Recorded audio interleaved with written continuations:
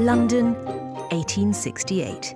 These are the founding fathers of the new institution of surveyors. It's a child of the Industrial Revolution, born of the need to halt the chaos of an unregulated construction industry. In a great and free country where land is constantly being converted to more valuable purposes, the surveyor must be a person of enlarged and cultivated knowledge. Today, as the Royal Institution of Chartered Surveyors, it enjoys a global reputation for setting and maintaining standards. And the legacy of this historic site has resonated across continents and generations. Amongst the RICS's most prized artefacts is a replica of the great theodolite used by Sir George Everest to measure the mountain that bears his name. This book went ashore in a hydrographic surveyor's pocket on the 6th of June 1944, D-Day. Within these delicate pages are the plans for the Mulberry floating harbours, prefabricated structures that landed hundreds of thousands of men and millions of tons of supplies. The RICS building is right in the heart of London, in a city with so much history and yet so modern. And that's like the RICS itself. At its core remain those traditional values, and yet it's always pushing forward and innovating. RICS as a global institution is having huge impact around the world. We now have 120,000 chartered surveyors, trainees and students operating in around 150 countries and really helping to shape the environment around which we all work, live and play. And when you look at that, so it's everything from building infrastructure in India through to housing developments in America, office developments.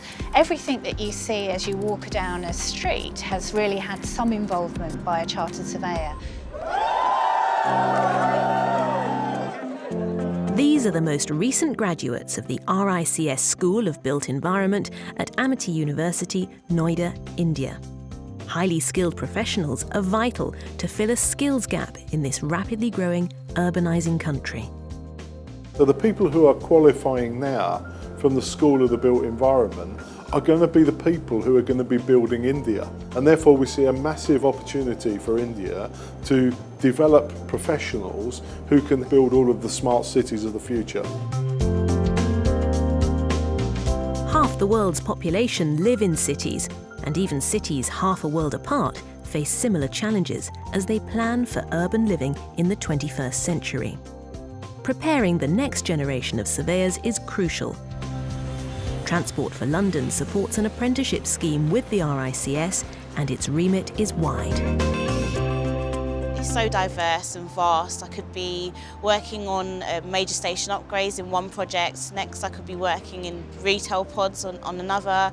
I think what surprised me most about this career is how diverse and wide-ranging it is, and how many different types of surveying there is as well. So you have general practice, you have your property surveyors, your building surveyors, quantity surveyors. With all types of skills to suit all types of people, the institution is at the forefront of the drive to recruit more women. At the moment, you tend to work more in a man's world, but we are making changes in that. There are more women coming in, there's more of a balance. But the industry that we're in is so exciting because we're not just building physical assets, we're building schools that will change the future of education. We're building research laboratories, dementia research. We're changing the way that the national railway system is working across the UK. It's a really important, exciting place to be at the moment. Those founding fathers would hardly recognise the way the technology has changed over the years, but they would certainly embrace the improvements it's brought. Technology has an enormous role to play as we move forward with all the advancements, whether it's looking at the Internet of Things or advanced robotics, the application of artificial intelligence, computational design, machine learning, big data, big analytics. And I think importantly, the RICS has got a massive role to play to help equip surveyors of the future to really harness and apply these changing technologies to the benefit of their clients and society, and in doing so really live out that key value of working in the public interest. The United Nations predicts that 6.3 billion of us will live in cities by 2050, from largely rural, isolated communities to interdependent urban networks in less than 200 years. The RICS was there as the changes in society gathered pace. It's uniquely placed to keep them on track so that everybody benefits from sustainable growth in the future. Governments, regulatory bodies, international agencies such as the UN are calling upon RICS to help set standards, to provide advice, and to offer training. And RICS has taken a leading role in the development of international standards for valuation, for the measurement of construction and property, and very importantly, for ethics. I look forward immensely to representing our many thousands of professionals around the world as we celebrate RICS's 150th anniversary.